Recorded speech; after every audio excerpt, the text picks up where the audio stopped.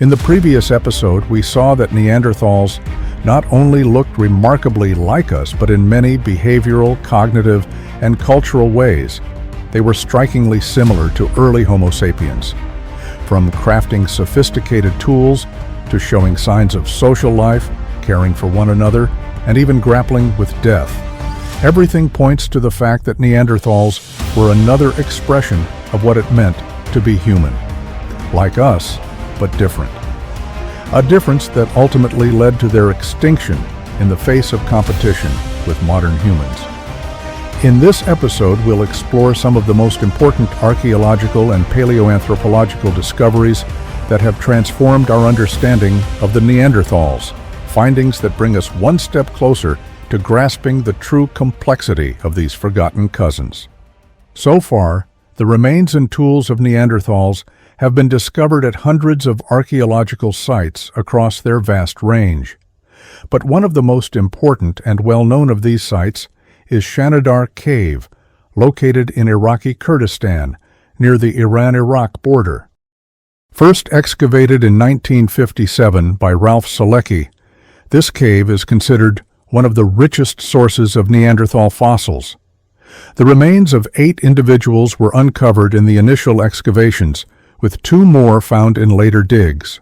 You probably wouldn't guess what Ralph Selecki might have done to reach the deeper layers of Shanidar Cave. Dynamite. Yes, according to some local accounts, he used explosives to blast his way through, an approach that may have destroyed valuable archaeological evidence. There's no mention of this in his official reports, but back then, such methods weren't entirely unheard of. Now the real question is, what secrets of the Shanidar Neanderthals might have been lost forever in that explosion? But what truly sets Shanidar apart isn't just the sheer number of Neanderthal remains, it's the evidence of burials, suggesting that these ancient humans cared for their dead. One of the most remarkable discoveries from this site is the skeleton known as Shanidar I. This individual had severe anatomical issues. His right arm was drastically weakened, likely due to paralysis. Skull injuries indicate that he had been unable to use half of his body for a long time, yet he somehow survived into his 40s.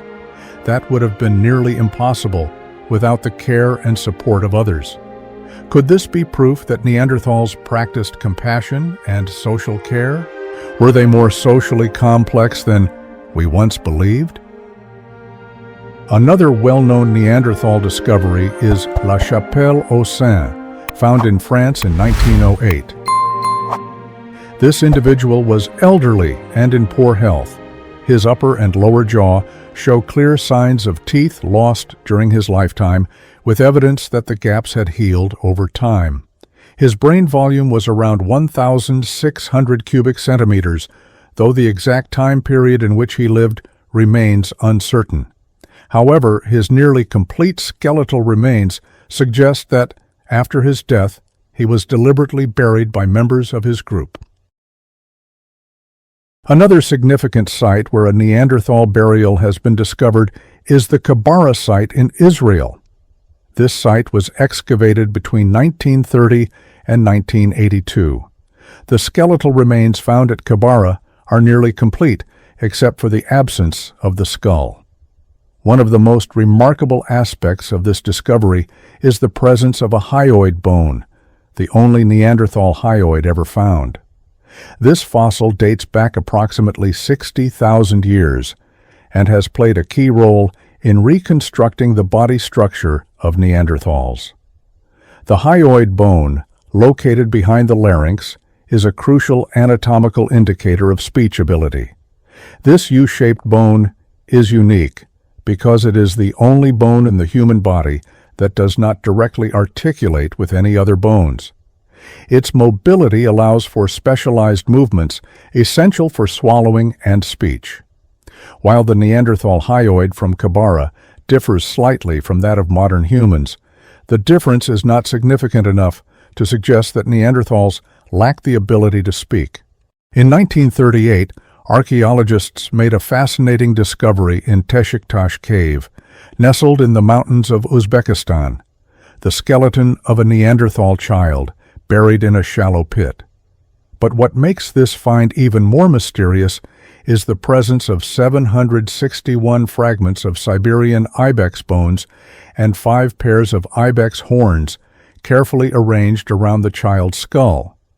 Could this be evidence of a ritual burial, or is it merely the result of natural processes?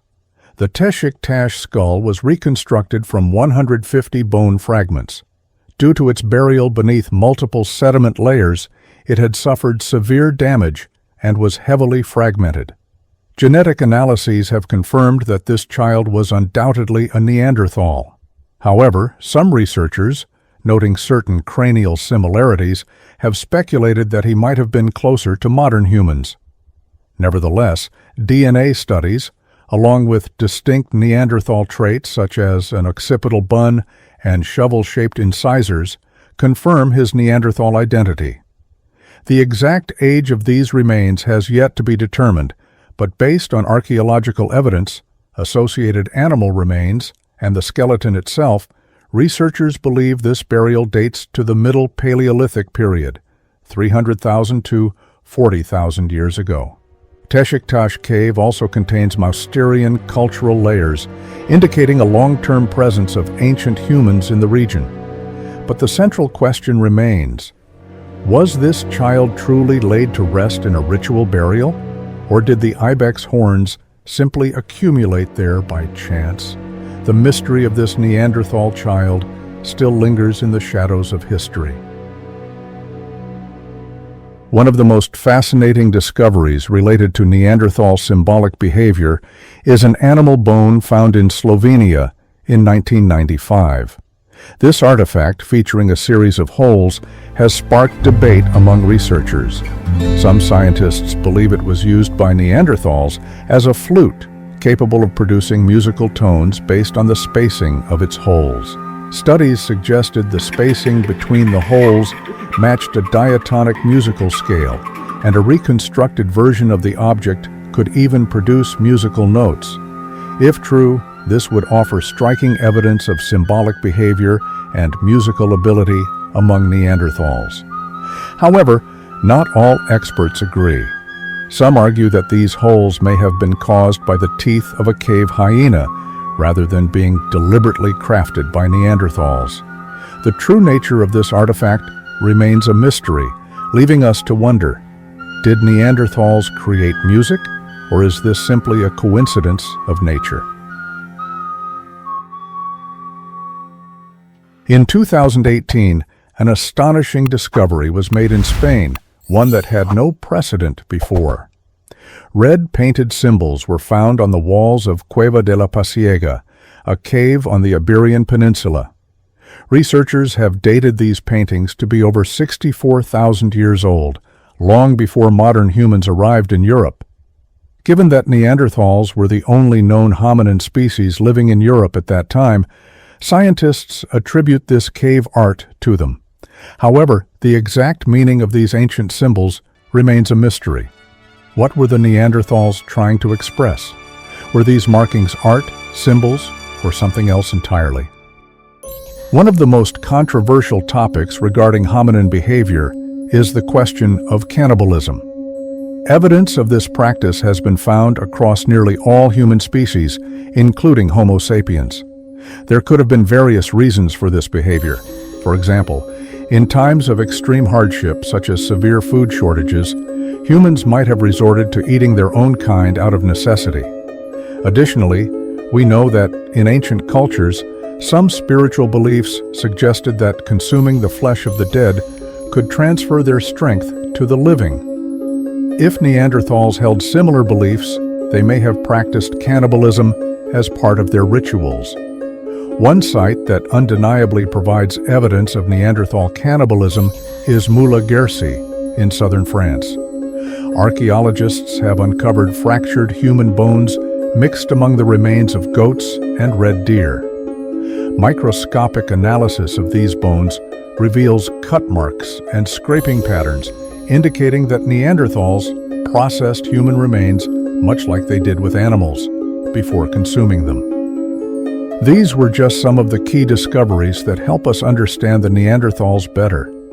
Yet, many questions remain unanswered. Will we ever be able to paint a complete picture of their lives and minds? Perhaps. But for now, many of their secrets are still buried in the past.